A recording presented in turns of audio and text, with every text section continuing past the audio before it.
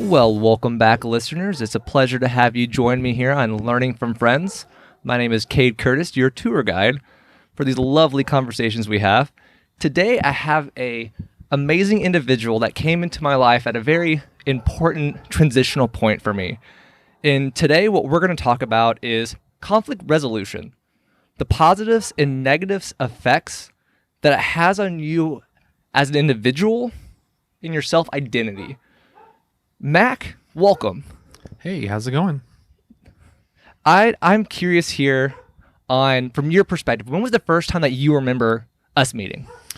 All right, so I was a special education teacher, and you were a paraprofessional for a student. And in my position, we have a lot of paraprofessionals come and go, and I think the part that stood out to me was I guess the first moment where I thought, okay, this guy is maybe a little different in terms of supporting students, was when the student himself was having some aggressive behaviors and some other things with toileting that were pretty difficult for basically. It's true. It was. Yeah.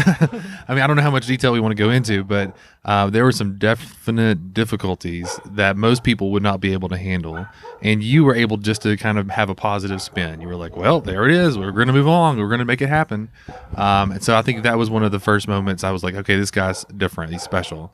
So that was one of our first kind of connections as a teacher and a paraprofessional. We weren't in the same classroom, but we worked a lot together. So yeah, I worked right across the hall from you for sure. And I think the part of that transitional point in my life was I came from working from an emotional behavior disorder classroom at that point. So that's how I've been kind of embedded with that. Okay, let's go ahead and do this. And now let's move on to the next thing, because that's a mentality you kind of have to have. And I got very blessed with that mentality. And that's amazing that you were able to kind of pick up and notice that.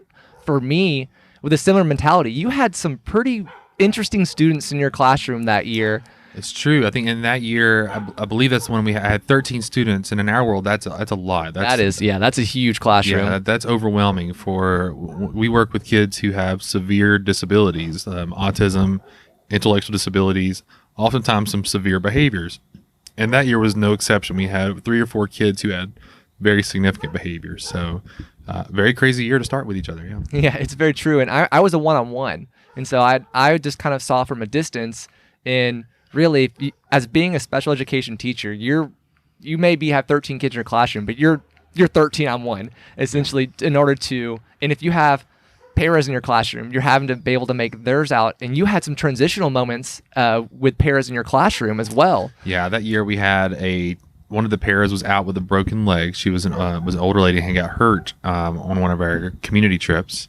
And then we had a paraprofessional who was, again, a one-on-one. So one-on-one is a parapro that's dedicated to just one student because of their behaviors or some other reasons. And he left as well. So that year was tough because staffing was moving in and out. And in that classroom, your staff is kind of how your classroom functions. So it's really important to keep some consistency. And it's tough on the students too. Like, that's the one thing that a lot of people forget about, is you need that consistency for your students in order to be able to feel comfortable and feel like they have a safe place to come to. For sure. I mean, it's the biggest thing with our guys is trust. Like, they have to be able to know the students, know the other students in the classroom, know that the teachers and staff trust them, and can connect with them. And then when you have various staff going in and out, you're constantly having to rebuild relationships. That's a lot of work. Yeah, that for sure is a constant battle.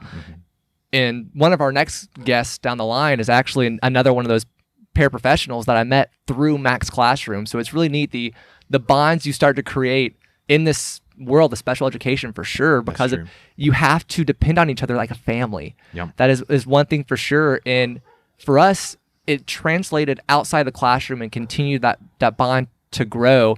Because of some teachers, once you leave school, you've left school. In that sense for it, and you separate yourself from the people around you. But I've learned in a lot of the special education programs I've worked in is you leave that classroom and you're still hanging out with those friends still. Yeah, that's now, true. Yeah. I will admit, whenever we go out some places, I'm like, okay, guys, you get 30 minutes of table talk, and then afterwards, we're leaving work behind, and we just kind of cut loose. But you got to find that separation in that line, and that's part of the topic we're going to discuss today, is that a little bit of that self-identity that kind of comes into effect for sure. Yeah, for sure. That's definitely it. And I know you just mentioned this, but our roles have changed since that moment. Drastically. And you're a teacher now, not a paraprofessional. I'm in a position that's completely different, where I support the teachers around a full district. So we're definitely in different roles, but we are still connected because we still hang out. We build a good relationship. So Yeah, I think this is year 4, I think, with us that we've known each other. yeah, around there. Yeah. It was, again, very transitional point in each of our lives where we kind of had that crossroad, but it's nice to be able to see that you're still connected to individuals for that sake to it. Yep. Whenever I first introduced this concept to, hey, would you be interested in coming on the show and talking with us here? You brought up a very impactful book that I enjoyed reading, and I know it's a very good one for you, but it's Malcolm Gladwell's Outliers. Yeah, so you brought the topic up to me, and you kind of went through the mindset of, hey, can you explain a skill you have or something you could share with others that might be able to help them, or something you could teach others, I think is kind of how you put it. Yeah, that's the right way, yeah. And so, and I was actually mowing my yard the very next day and walking around, which is a great time to think about things, is when you're mowing the yard. Oh, entirely. And so I kept going through that list in my head. I'm like, what am I good at? Like, what can I tell other people that I can do? And I started with the basic things that many people might think of, like, okay, but an instrument? Yeah, well, I'm not that great. So I felt like I wasn't like a master of anything. And so I went back to Malcolm Gladwell's book because he brings up kind of what is success. The whole book is about success. Yeah, entirely. And I mean, it talks about many different topics, but one of them is about persistence. And he brings up that for someone to be a master of something, they have to spend 10,000 hours doing that thing. I mean, I don't know if that's true or not, but that kind of wrapped my head around what is it that I have done that much that I could say that I'm now proficient at. And I really couldn't think of anything that was like a skill, like an instrument, or being good at like web design or anything like that. So I had to kind of go outside the box a little bit. And that's where I came up with conflict resolution. And the reason I bring that up is because for the last, I would say, about 20 years, I have been in some role, especially in like career-wise, where I had to mediate or help problem solve or help with conflicts. At first, I started off in retail. And so in the retail setting, you're really going to have to deal with a lot of people. And I ended up becoming, after a few years, a customer service manager. And in that role, as you know, you're dealing constantly with people's problems who come up to you, and you're being trained on how to handle those problems. People are coming up with many things that are going wrong. What can you do about it? How do I fix that? And then over time, I ended up becoming a teacher. That's a very interesting transition. Right. Customer service to teaching. Yeah, I know. It was kind of the job I had in college to get through to becoming a teacher. But during that time, it taught me a lot of great things about just how to deal with people and how to deal with conflicts. And because, in that world, you often, and I tell my wife this is part of the reason I had to get out of retail, and people who've done retail will know this. You often see the worst of people at times. They're not thinking about, they're thinking about what's best for them in that moment. I want this fixed because something went wrong. And so you have to put on this persona where it's almost superficial, but you have to be like, oh, I care about this problem. How can I fix it for you? And that's kind of where it started. So conflict resolution in that sense was a skill I didn't know I was developing. I didn't know that was internally something I was building. But it was the whole time. That was hours and hours and hours. Yeah, it adds up surprisingly really quickly. Yeah, and then my first teaching position was in a what they call a therapeutic center, and it's a place where students have extreme or very difficult behaviors. And I know you mentioned earlier working with emotional and behavior disorders. Yeah, I did. Mine was a similar kind of school we've talked about like that. My school yours was a different county's version of it. Yes. But I hope you guys are hearing this trains in the background. I love this. We're sitting on the back of his porch right now on a beautiful, crisp fall evening, and I love the sounds that we get in the background. Yeah. I'm hoping the train picks up. For sure. Okay. So we'll see how that continues to go as we go along. You might hear more than that. We have some dogs barking and some crickets and things like that. So hopefully they are picking up. That's good. Yeah, but so we were in a center that dealt with very significant behaviors, and in that situation, one of the other co-teachers that helped me, she was kind of a mentor teacher. She was really trying to help me understand how to support these kids, many who came from very challenging homes, from backgrounds where there was trauma, and so she gave me a kind of a bit of advice where she said, every day you have to come in and put on a performance. You have to become an actor where you put on different masks that will help that student that day with what they need. And because you have so many different students, you're going to have to wear different masks. And looking back on it, it was wonderful advice. I mean, it was... Oh, yeah. It's still to this day. Yeah, I mean, it was great information to say, you know what, it's not about me when I'm here. I'm not coming into this saying, here's what you need to know about me. It's here, how can I help you, and who can I become to make it, to help your life, take some burdens off of your shoulders.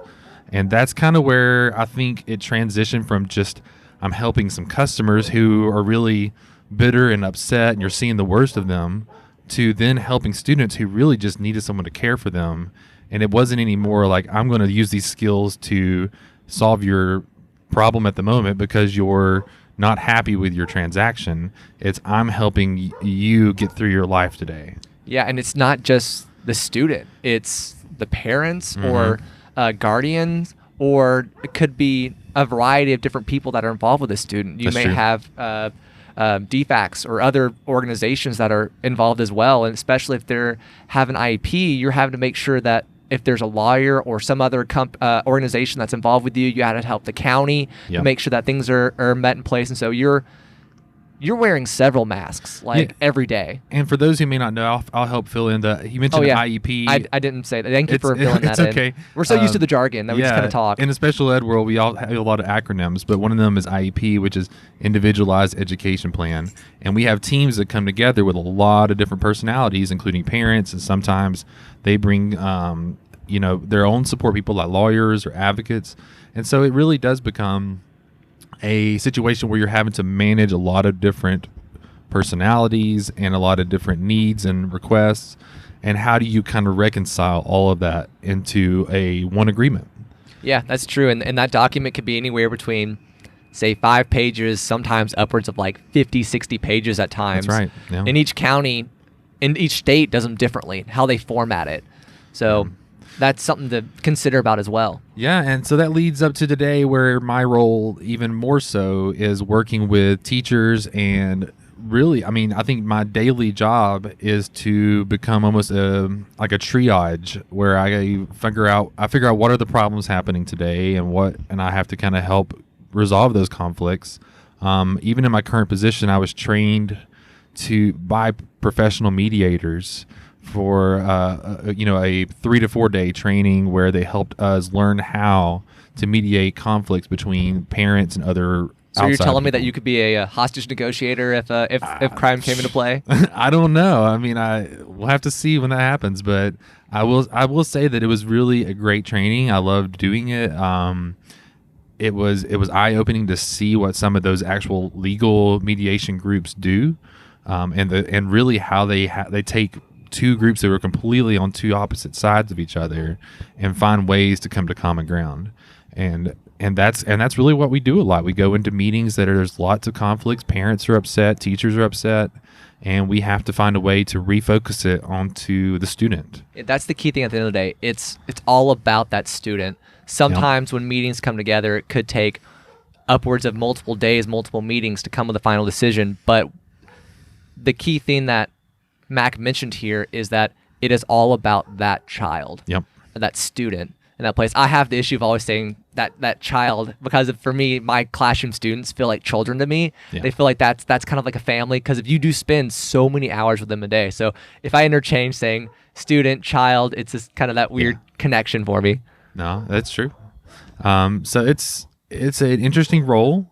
And I think the skill of being able to navigate lots of personalities, to be able to read a scenario, read a meeting, read emotions, be able to see how people are feeling, what they're saying, and be able to react to that in a way where you're almost defusing some of those emotions while, again, reorganizing thoughts. It takes a instant filter almost, and this is kind of where we're going to head to in a second about some of the negative aspects of this, but it requires you to put a filter on between your brain and your mouth constantly, that like a politician would have to make sure they don't say that wrong thing, or they spin what you're going to say in a way that will help a situation and not deteriorate it. You don't want it to fall apart. Yeah, you definitely, watching everything you say, because of the meetings are recorded. Yep. Also, they are transcripts that are placed in it. In one wrong word, one wrong slip can be, as you said, taken out of context, be very confused. That's why whenever writing emails, I'm having to get better about this, of just making them shorter and then getting to the conversation as an individual, because an email can be so impersonable in some ways, where you can't pick up connotation of what someone's feeling like. But also, whenever you're having that face-to-face conversation with an individual, you have to be looking at their facial cues. You got to be looking at your facial cues. What tone are you using? Because of it can change the entire conversation. Yeah, I mean, that's completely. It's just being completely on your game to be able to navigate any part of that conversation where conflict arises, and being able to figure out on that spot how to bring it back to some place of equilibrium or harmony where everyone is. I mean, there's not always a resolution, but there's usually some way that you can come to an agreement. There are times where people don't come to agreements, but part of my job is to try to find that common ground. And as we mentioned earlier, going back to what the student needs, I always say, let's really hone in on what they need, and let's start right here and figure out what we can all do to meet that need. That's the best thing. Whenever sitting with Mac, is like, at the end of the day, he can make you feel like the best person, and that you can go on and take on a mountain. For like, all of a sudden you leave that table, man, I feel great. I'm going to go and I'm going to do this. And then you start and you're like, wait, how do I do this again? How did I get drawn into this? Mac, what did you do for me? What did you put me at? He's just a calm individual for sure. But well, I appreciate that. This is where things can get a little weird, though. Whenever you have that personality, you have two sides to a coin, as with all things. Yeah, and I think that and is where it gets tricky, because I have played this role for a very long time, whether it's in that retail setting, whether it's in my school setting, that it has actually bled over into, I think, my own personal life. And at some point, even in conversations with family members or with friends, you start to realize that you are still using those same filters. Yeah. And that you're starting to question the things you say, and you're starting to say, okay, I'm trying to make sure that this person's happy. And you become a bit of a people pleaser. And and the conversations you have. And it's not in any bad intent. It's just that you really start to say, okay, in this conversation, I want to make sure it goes this way so that this person feels that I understand that they are cared about. And you mentioned it before that, you know, when I talk to people, oftentimes they feel, oh, okay, that I feel good about this conversation. But many times have been directing those thoughts to make that happen, just because I want I want them to feel good. I want them to feel that what I'm saying makes them feel welcomed and trusted. Yeah. Psychology, it's a huge deal with any job, any teaching of that sorts to it. Yeah. You've got a very good background in psychology and philosophy that really goes a long way for you. Yeah. And so, I mean, without really kind of just saying that it's so negative, because I really think that conflict resolution and that skill is a huge tool for people to have. And I don't think there's a direct way to learn it without having some experience and just going through some of these things. But what I will say is that it can have a very negative impact on many people. And myself, truly, it has actually been hard, because I often don't know how to break out and be authentic. Whenever you do leave school, sometimes it's trying to take that mask off, or I'm using the metaphor of a mask. Like, you sometimes wear it longer than you think you are. Exactly. So, for example, like when we go out to get a drink or something, even you mentioned earlier that oftentimes the conversation still sticks on work. Yeah, educators, we always like to talk about education because Yeah. the other person understands where you're coming from. They can relate. Yeah. And so once we get past that point where we're like, okay, we're going to talk about these other things, even then my filter goes to, okay, these people I know, they're coworkers. I have to make sure my work filter still stays on because I don't want to say something that would come across as, that would change that role, the way they see me. And so I'm constantly trying to say, I'm building up this role, this image, and I can't let it fall apart. Yeah, we put up these walls sometimes that in order to protect ourselves and to protect others at the same time, for sure. Because if we say something as well with working with these students that we work with, it's a violation as well. Like we can't release or say anything about other students because that's correct me here, I'm going to mess this up. It's not HIPAA. Is it HIPAA? It's FERPA. FERPA. Yeah. I get HIPAA and FERPA backwards at times. So many acronyms that we have to deal with, but it's literally, it's a FERPA violation. And so we can't sit back and talk about other students and other things or the thing that we may be struggling with. We have to figure out ways to be able to ask questions or get assistance from another individual, but you have to watch out with what you say. Yeah. And that's exactly especially it. on public. Yeah. I mean, and you don't, and I think it's because I've done this for so long that I'm around different people that it's really tough to ever show the authentic person that I am. And there's probably lots of things because of that, insecurities or, start to question like, are they going to feel okay with that version of me? Because that's not something they've seen typically. They see this model, they see this, and if it doesn't look that way, will they judge it? And I think that's where that insecurity lies. And I'm sure many, many people feel that way, but I believe the tool that I've actually developed has become a really great way to hide that. Yeah, we all, as middle school is that awkward age, and we worked in middle school for a good long while. We are all afraid of sometimes what someone else is going to think of us. Yep. And as we get older now, I'm understanding what my parents have said. You start caring a little less what people think of you as you get a little older. You still do, but you're allowing yourself to open up a little bit more. You're not as afraid to it. But at the same time, it's a part of you that you're afraid. You don't know how that's going to affect your relationship the moment you reveal something. Like if all of a sudden I say, you know what, I'm a big fan of Marvel comics. You're like, you know what, I'm a big DC fan. Screw you. We can't talk anymore. Like it's something that you are opening up a door. You're opening up a different conversation, and some people may get upset with it or may thought, well, I never imagined that you would have been a DC fan or a Marvel fan. How could you? Or for me, whenever I tell people I've never seen an Indiana Jones film, they're like, how have you never seen an Indiana Jones film?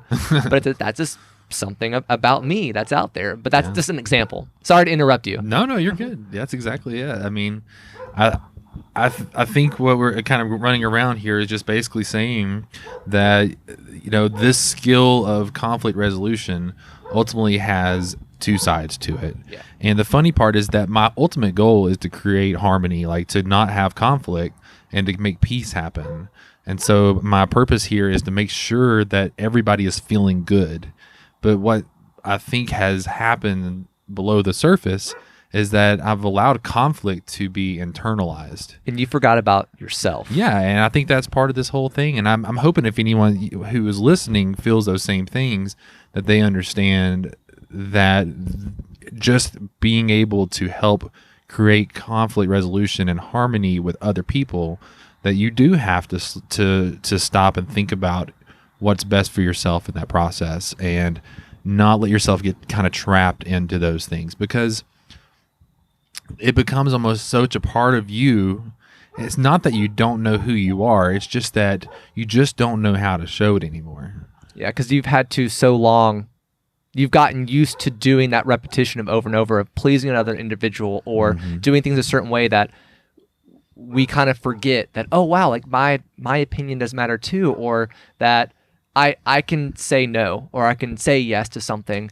And if you are in a relationship right now that is harming you or that's not allowing you to advance, sit back and think about it, talk about it, and and try to find your identity within the relationship, because of a friendship is not a one-sided conversation. It's two people coming together, and that's one thing that I want you to get out in the open as well. Like as our listeners here, just really find yourself and be true to yourself, because if you only have one life.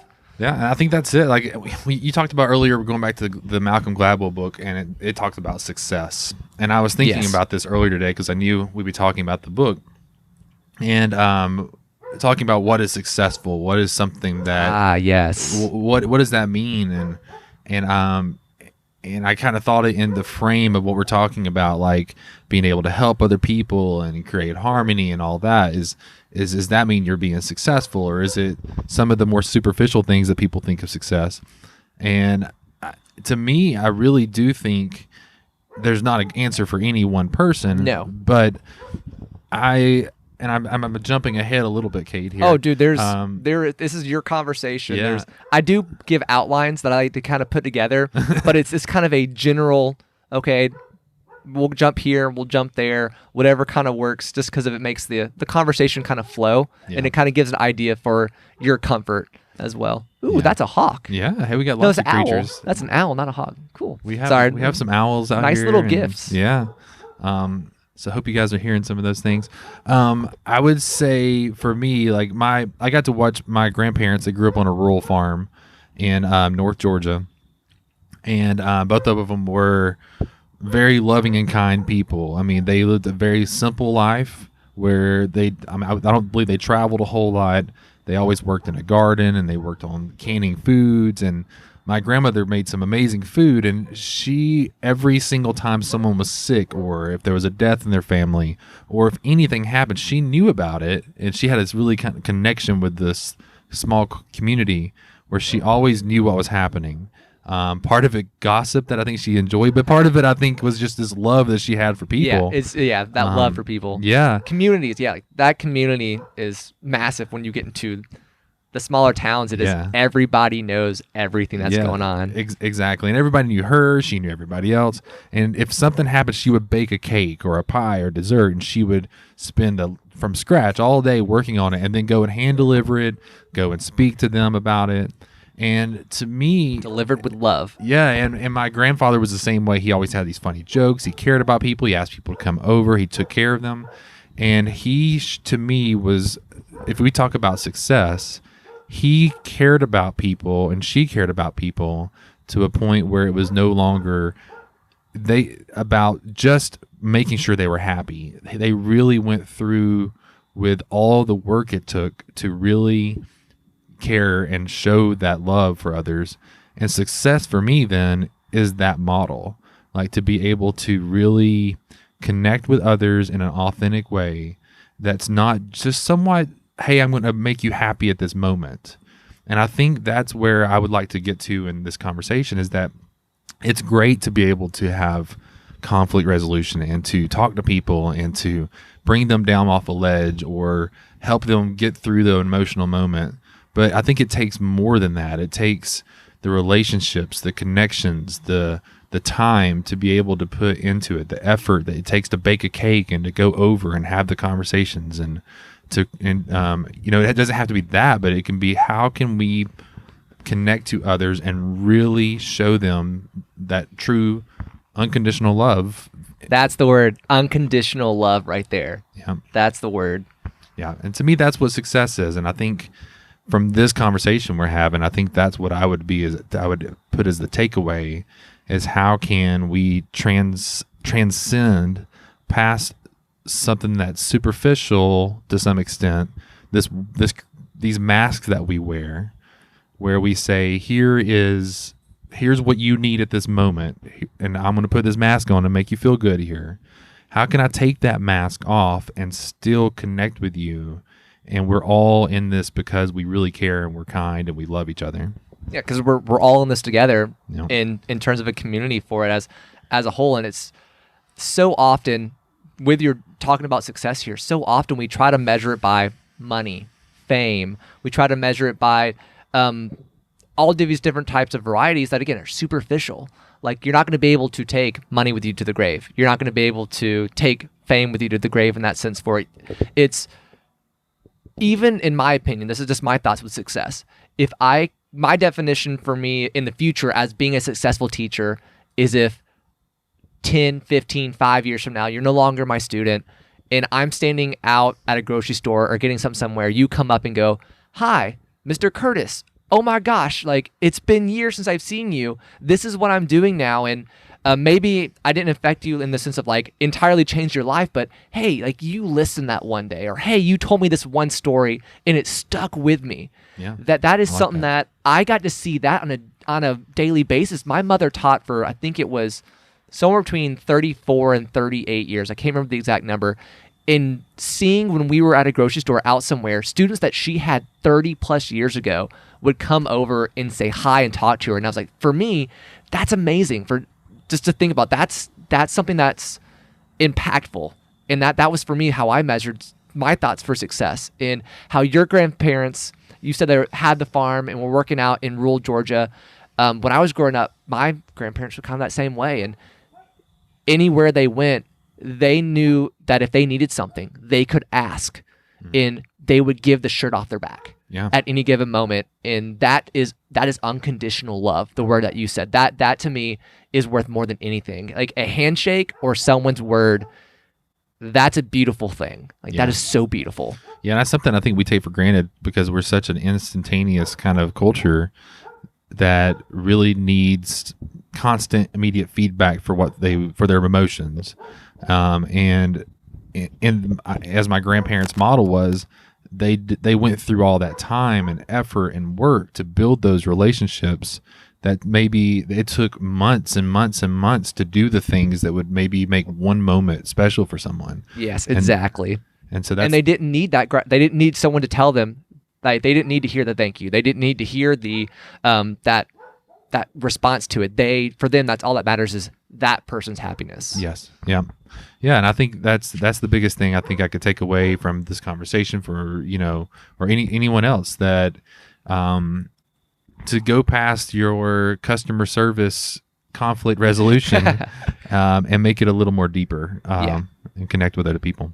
You definitely have to find that moment to connect with another individual on a deeper level. I believe every episode I'm going to say this. I really think it's important to, when you see somebody, actually see them. Like, they are a human too.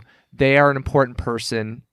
They are the protagonist in their story. Yeah, in that sense for it. Like that was Chris, one of our earlier episodes, was talking about, is you got to think the protagonist, like every main character, like feels like they're the main character to it. And when you're walking around in life, whenever my students come in my classroom, I like to say, besides, how are you doing? I like to find something specific of, I compliment them in some form or fashion, connect with them at a deeper level, because if you don't want them, I don't like to hear someone respond saying, "Oh, good, fine." Like, I want to make them feel that they are the world, like, because to them, like, they are their world. They are the center of their earth. We are the center of our own universe in that sense for it. And if you can make that person feel comfortable in their classroom, they're going to connect with you better. And I'm using the classroom as a model, but this is everywhere. Yeah. Like, if just walking by somebody, in my mind, it's like, I see you. Like, I see you. And this is, instead of saying, "Hey, how are you doing?" It's like, "Hi, I see you as an individual. Yeah. I love you." We don't say "I love you" enough. We always think that as a negative connotation of, "Oh, well, why don't you marry him?" Whenever we look back to Pee Wee Herman, wasn't that Pee Wee Herman? Yeah, like Pee Wee Herman. We don't say it enough, in my opinion. It is a term you don't take lightly, but it's something that individuals were afraid to say it at times. Yeah, I agree. I think we've came to a superficial time in our world, and we can all do a little more to make some more meaningful connections with people. Yeah, being able to find that is for sure. And I definitely recommend, if you ever get the chance to sit back and read Outliers, do it. Like, taking a moment to think about it. For me, one of my biggest takeaways was that there's not a definition for success. Yeah. There's not a pathway. Some of the stuff is very just, what's the word I'm looking for here? Coincidental. Sometimes it's luck. Sometimes. Luck. That's the word. Yeah, luck. Yeah. I mean, that's completely it. I mean, we don't live lives in the hopes of these things that happen. They just happen. Sometimes we come across opportunities and they come our path. Like, I would have never 20 years ago, starting in a retail position, said, okay, your biggest attribute that you are going to gain through this is going to be, conflict resolution. I would have never thought that, but the opportunities that presented themselves and the time that went through was the ability for me to build that strength without even thinking about it. It was just something that came. And I think it's a great tool. It's a great ability to have to work with other people. And so, that was, again, life directed those moments that put me to where we are today. And so it's all about success is the same way. It's just, it's a path that's directed sometimes through luck and coincidence, but oftentimes persistence, I think, was the other piece. Yeah. Just really sticking with things and watching them fulfill themselves as they go forward. Yeah. And as you definitely have stated there, sometimes whenever we're little, we say, "Oh, I want to be an astronaut. I want to be a policeman. I want to do this." And as time goes on, we wind up at this job, then we wind up at this job, and then a life-changing moment that turns left, and here we are. But finding something to take away from each one of those moments is what leads you to where you currently are. Yeah. And the school of life is something that is, you may not see it tomorrow. You may not see it a month from now. You may not see it a year from now. It may take you years to understand what somebody was trying to tell you. Like, I definitely am now starting to realize the things that my grandparents and parents were saying whenever I was in my teenagers. Goes, "Yeah, what do you know? You don't know anything." Yeah. No, it starts to make sense now. Like, oh my gosh, this is starting to make sense. Yeah. My grandfather used to have a quote, and he had all these kind of little colloquialisms that I think were only his, but he would always say as you leave his house, he would say, "Keep it between the ditches." And it's just a thing that he said. I didn't really put a lot to it. And you're like, all right, thanks, Papa, as we called him. But now I look back at it and I think how great of a metaphor that is for life. It's like, if you're on the road, it's okay to not always stay in your lane as long as you don't go off the edge. That's beautiful. Yeah. Yeah. And to me, that really connects to this whole world where we like the harmony piece, the equilibrium. Like, you want it to be just this way. You want it to come back to this point, but it's not going to be that way. It's okay for things to kind of go off the rails a little bit. And it's okay for conflict to happen, I think. And as we go back to that conversation, I think it's fine sometimes for not everyone to be happy, for everyone not to come out of a situation and feel better when they're done, because that conflict is part of the growing process for many people. And if you're going to stunt that and you're going to keep that from those people from experiencing it constantly, then you also don't give them the opportunity to figure those things out for themselves. That is full circle, a beautiful way to, for me, I'm gonna make a preview of have a episode coming down the pipeline that is, I'm talking to a former bully of mine that it took us years to kind of reconnect. And now we're really close friends. And you never know where that high school, middle school bully or a friend that you knew in elementary school may pop it back into your life in some form or fashion. Awesome. That's exactly what you're stating there. Like, it's so, you never know where life is coming out of. Yeah. I mean, that's completely it. I mean, it's the keep it between the ditches. I mean, that's it. Just keep making sure you don't go completely off the edge, but there is some kind of balance there. But it doesn't have to be a perfectly straight line. It's okay for things to kind of go a little swervy at times. That's a true statement. Nothing in life is a straight line, as I would say here. I actually have a question that I thought of it now from earlier conversation to it. Is I'm lucky that my wife is in education. She's on her transition on her way out, but she was a teacher as well. Mm-hmm. When you wear that mask of coming home from being a teacher, and when you're at home with your wife and kids, you have to transition your thought process into being a father at home, and bring a wife. Not being a wife, you're being a husband for you. Like that. Yeah. That's another one of those times that why I guess teachers like to talk to other teachers, because it gives the opportunity for someone to relate to them. Yeah. How do you handle that coming home? I think, and I've thought about this lately as well, that when I came into becoming a father, especially as the point where my kids are now, I have a 10-year-old daughter and a 7-year-old son. Which they are awesome. Well, thank you. They are awesome. I thought it would be a point where I could be more open and we would have all these wonderful conversations, and we would be really kind of talking about what they feel and all those things. And I've realized too that they are also putting up these walls, and I as well do the same thing where with them, I'm afraid to completely open the door to them still as a father. And I think we do the same thing as husbands and wives, where we create roles and we put on these masks for that as well, because those same insecurities are still there even with our family. At least that is for me. I'm speaking of I'm the same way. And so even I find it a struggle now to like have conversations with my daughter that it's really open, where I'm like, well, let's talk about how you feel and let's break down those barriers and let's really dig in. And I think that's something we have to work through and get past, and I'm hoping we can. I still struggle with it for sure. We all try to figure out different ways to connect to individuals, and especially when it comes to as we age differently from the way a child plays with a toy. That's like 1-year-old to 3-year-old to 5-year-old to 12-year-old. It changes. Like I was thinking about that yesterday when I was going on a run. I like to run occasionally, and I thought about these Power Ranger toys that I had. Okay. And I remember when I was playing with them, when I got them, and the imagination stories that I would build. Mm-hmm. And then as I got older, I didn't want them anymore. My parents, hid them from me in order to make sure I didn't throw them away.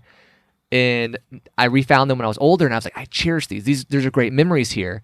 And then I looked at when my nephew started playing with them, and I was like, oh my gosh, like he's connecting with this one that I connected with, but I don't see it the same way. Yeah. Like it's a face difference. Like it's entirely like when I'm looking at him, I go, wow, did I think about it that same way? Yeah. Or no, did I not? And you try to talk to them, and you have to try to put on your childhood mask in order to try to connect with them on their language, because you're not going to talk to a 30-year-old the same way you're going to talk to a 5-year-old. Yeah, you're just not. And it's uncomfortable. Like you don't know how to get out of yourself to become what you think, what you know they need at that moment at times too, because like for my son, he's still very into imaginative play, just like you said. And he was, the role playing and coming up with lots of ideas. And you don't realize until you're at this point that is how difficult it is to go back into that position. Oh, yeah. It's uncomfortable. Like you don't know how to use your imagination the same way as an adult, like you were saying. And it's, you want to be with your son and say, I'll come up and I'll be these characters and I'll do it and I'll be silly. But you're also still thinking like, I don't want to look foolish. Yeah. We are so consciously thinking about our identity and mm-hmm. being nervous to ourselves of acting out of character in some way. I'm doing quotation marks there. Out of character. Yeah. And I feel like it's really sad to me that you just can't get out of that box. Yeah. Like you were in this box where you feel you're almost trapped, and you want to be able to just say, I want to be this type of person. I want to be able to show you that I can do that. But I have all these things that are holding me in to say, if you get out of that, then you're gonna forever be looked at a different way, and that perception then becomes that's who you are. And like you don't like once it's out of the box, you can't put it back in kind of mindset. Yeah, then Pandora's box, the social norms. Like it's really weird how yes, we need social norms for certain things, but at times it causes us to really filter back some of ourselves and afraid to open up a little bit more. Well, let me bring this back to a place I didn't think I'd go. Go for it. I think I really like this because as a special ed teacher, especially with our world where we have students with significant disabilities, students with autism, what I noticed, and we would do this often, we would have these kind of brain breaks where we would have the kids get up and dance and they would sing and we would let them get up and move around. If you get to see this, it is pure loving joy. It brightens up your day. That's it. I think that's the thing is like you sit back as an adult and you watch them and you realize they don't care. Yeah. They are themselves completely and they are completely outside of that box. And they really are just loving life and have this complete joy that just comes off of them. Just joy is it. And you're almost like envious. You're like, I want to be like them. Oh yeah, entirely. I want to be able to just jump and dance and sing and not care what anyone is looking at me, you know, that whole mindset. And these students, when you work with them, that's why you connect and build these wonderful relationships, and you get that love where you connect and see these are amazing people because they truly are themselves. Yeah. And they trust to do that with you as well.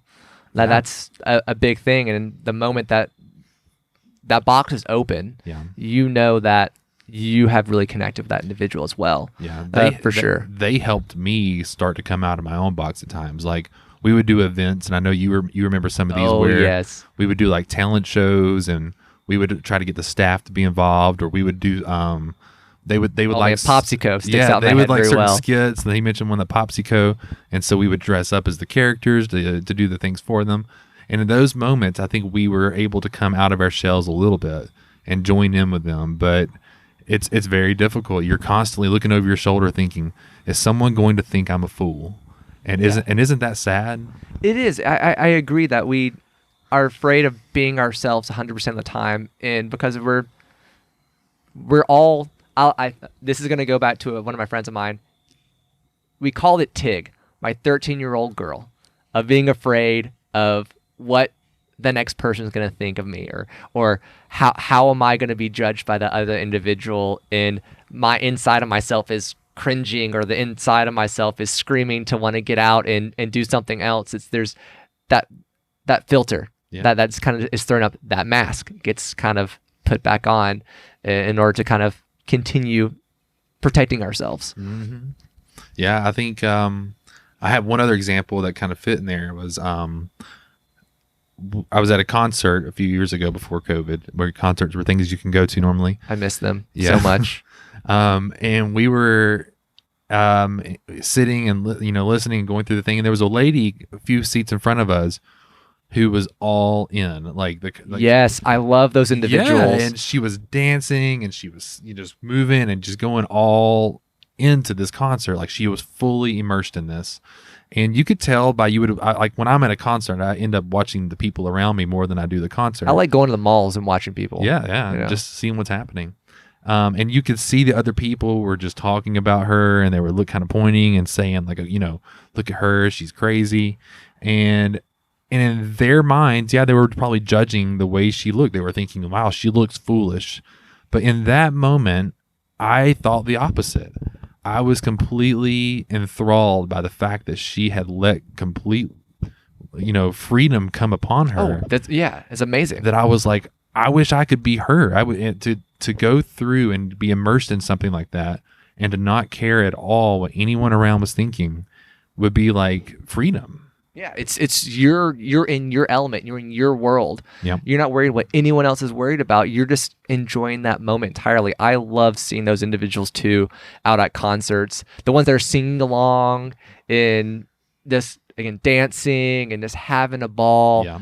And I had the other day when my wife and I went out for our anniversary, we went to a skating rink, and there was a older individual that I look over and like he's lacing up his skates, and he gets out there, and next thing you know, there's no music really playing for a little bit, but then he just starts dancing, and he starts like moving around, and then music starts playing, and he completely he's in his own world. Like, and he's doing all this individual stuff, but then the moment he gets off of the skating rink, he's completely quiet. He's completely just docile, walks over, takes off his shoes, puts them away in the bag, doesn't talk to anybody as he leaves. But I'm like, for that moment, I bet that was his cutting loose. Yeah. Entirely. And that's great. For someone to have that release. Yeah, exactly. We all need one of those little releases. That's the one thing in life that you have to find a passion. You got to find a hobby. I'm going to ask this question because I haven't asked it yet. Sure.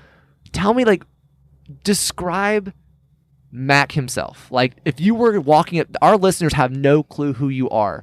Give me some kind of something that you would want someone to recognize, like, that this is me.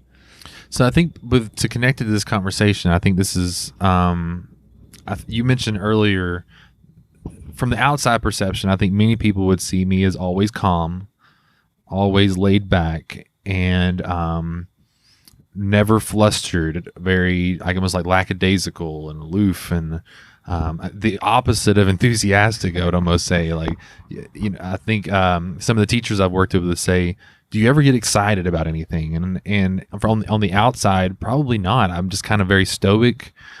So from the outside perception, I think that's what many would see, and they would see someone who's able to keep an even keel. I think inside, I think I'm very anxious and very neurotic at times, constantly worried about the way, again, what's everything that could happen, that anxiety of what's coming next, have I planned for it? And I think that combination of things creates almost like an outward, like a river on top with like lava flowing under below, that there's just this a little bit of tension that's always there. And so who am I? I think I have a huge heart for other people. You do have a huge heart. I really care about what people feel and they think. And I also really just care about, I have a little bit of a controlling issue. Like, I want things to go a certain way. And so I think there's a lot of, whether that's, you want to be a yin and yang, or these things that are very dichotomous, just a very interesting balance to who I am, a very anxious, neurotic person who also has this way of presenting the opposite. I think they call it duck syndrome, where it's like it's calm on top, but underneath, like, you're paddling like crazy in order to kind of stay afloat. Yeah. That sense to it. It's very, the internal, inside to outside, is definitely always fun to hear. And I thank you for being open and raw about that. And that's one thing that I also encourage everyone to do. All the listeners here, try to find a way to be honest and be open with individuals, because they'll surprise you. Like, people can surprise you. They also can hurt you too, but they can also be able to surprise you of what they will allow you to be with them. You just have to attempt it. Well, and we're afraid. I thought this was a great opportunity, because we're talking about that, to just say, hey, that if people who do know me, who know that one side, that perception, to know that there's also that the undercurrent there that's very different. Yeah, there's always, as we said earlier, two sides to a coin. Yep. In that sense to it, that yin to the yang, that different parts to it. And you just have to be the lady out there dancing free. Yeah. Like, be that, and not worry about the other individuals, what they're going to think to it, in that range to it. As we're going to start to kind of wind down here, I would like to know, earlier you mentioned about your grandparents being very influential. Do you have some people that you would like to say has been impactful in your life? Outside of my grandparents, which I definitely would say are those models for me, because they are the ones who I've always looked up to in terms of how they live their life. A very simple life that was built around love. They to me are the epitome. All of my grandparents are the epitome of what I would think a human should strive for. So I don't want to leave that aside. But outside of that, I definitely had some teachers. I'm a teacher, so I feel like it's obligation to say what teacher had connected me there. I had a teacher, her name was Darlene Callan, and she was an English teacher. And I struggled in English. It was actually the topic I thought was the most difficult for me. I didn't like math, but I was good at it. I loved English, but I wasn't very good at it. And so she was the one who kind of helped connect me to literature, to reading more, and she really opened my horizons. I grew up in a rural area, and she kind of let me understand that you can escape some of this small world and the simple mindedness sometimes you find there through reading. And she helped me become eventually a teacher and where I'm at today, because her classroom connected me to the world and said, here's books, here's stories, here's things that can tell you about the world around you, and here's how to get into someone else's mind through their stories. I think that I love to be able to get into a book and really feel like I'm immersed, because it makes me feel like I'm in their brain for a little bit and can see beautiful and step through their feet for a little bit. And she gave me that opportunity to think that way. And so she definitely influenced me to be where I'm at today. And definitely, listeners, if you have the chance, reach out to former teachers that you really kind of enjoyed. We love to hear from our students. I said that earlier, that's something in my life that I always kind of strive for. If you had a teacher that impacted you, send them an email, send them a letter, send them something, because we love to hear from our students. That is true. It is definitely true. What book are you, since you were talking about books here, what are you reading right now? So I talked about neurotic behavior a bit ago. I have a weird way I read. I read about 4 or 5 books at a time. Wow. And I have a system in my brain in which I read one chapter or a certain number of pages, and then I have to stop and then move on to a different book and then read a certain number of pages. And it's kind of a way to motivate myself to move through some books that I don't love, because I know I can come back to a book that I'm kind of on a cliffhanger with. So it's weird. It's kind of odd behavior, but it's just how I read. So I'm reading Handmaid's Tale right now for the first time. I know it's a popular TV show now, but I'm just now getting to the book. I'm also reading a few fantasy stories. And I just finished reading about habits, a book called Atomic Habits. I just finished reading that book over the beginning of when COVID hit. Yeah. It's a phenomenal book. Yeah, it was great. Actually, I've read about 3 or 4 books about habits. I've read The Power of Habit, Tiny Habits, and Atomic Habits, which if you're going to read them in that order, because the authors build off those other books. But I'm kind of fascinated with the idea of habits, because in the first book, it really talks about how a man who had a brain injury was not able to retain and pull back information, and he wasn't able to learn new information either. However, if they built routines and habits into his day, it's a different part of the brain was able to kick in, and he was able to do the habits. So I became fascinated with that mindset. That is very interesting for sure. I know they do that with music in some of the dementia patients, of certain music, certain habits, again, like that, click back certain things in their brain to activate it. So I love reading research papers about interesting like psychology studies and stuff like that. So that's really, I've never thought about that, of reading 5 books at one time in order to kind of like motivate yourself, but also gain that different types of knowledge. It sounds like an Elon Musk here, where you're reading like 18 things at once and jumping all over the place. But it seems like it works for you. It's a strategy that is successful. Yeah, I like to read. If I get in one book and I don't feel like I'm going through it quick enough, if I'm reading just one at a time, then I kind of feel I lose that motivation factor.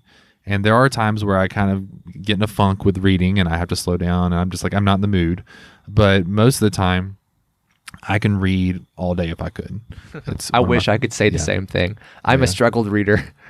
Yeah, I just love getting into stories. I'm not huge into nonfiction stories. I really like more fantasy, really just good narratives. So I really connect into something where I feel immersed. Now, transitioning to the last question is, what are some last minute words of advice or thoughts that you would like to leave the audience with? Well, I knew this would come right after books, so I wanted to connect it to that. Very true. It goes hand in hand. And so I've just finished a book called The Assassin's Apprentice, which is actually a fantasy story recommended by a coworker. And to kind of bring everything back together, there was a quote from it that said, "Most prisons are our own making. A man makes his own freedom too."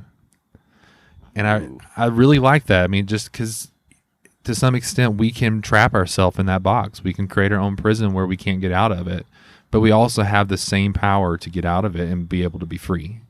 And that connected to that with what we were saying, and I really think that's my advice to people is, if you feel like you're trapped within your own self, when you feel like times you can't be who you are, I'm not saying you have to be the lady who's dancing crazy, but you could be. We can work towards that direction where we can be a little less trapped in our own world, in our own head, and feel okay to break down those walls at times and get outside of those prisons. Man, I got goosebumps now of thinking about this. I now want to get back in my car and as I drive home and just kind of blare some. Right now, I'm listening to the Velvet Underground. I just kind of want to start blaring that up and just throw my hands out the window and start, screaming along and just wave my hands in joy and happiness. And occasionally I do, play the drums on my guitar, but I get self-conscious about it at times. But you know what? Tonight, with your words of encouragement, I'm just going to open up my windows and just start screaming and yelling and having a blast with this. For sure. Definitely do that. I'll do my best too. And last parting words, keep it between the ditches. Ooh, beautiful. Mac, thank you for coming on and sharing this with our listeners.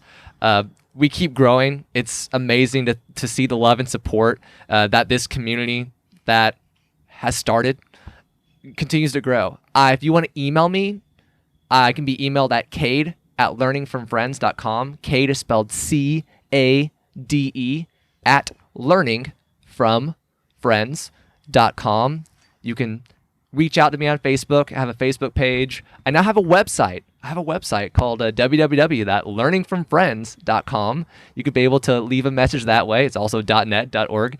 Definitely, if you're going to start a website, buy all those up for yourself as a nice little hint there. But yeah, I don't know what more to say to this joyful conversation of talking about our different types of individual self-identity and trying to open up ourselves a little bit more to the world. But I say but a lot. I just realized that. That's something I need to work on for sure. So take what you need out of this conversation and carry it forward into your day. The most important thing here that I like to tell my students every day is let your curiosity fly high. Ask questions, learn from those around you, and grow. So this is Cade Curtis from Learning from Friends, and I will catch you next time on the next episode. Goodbye.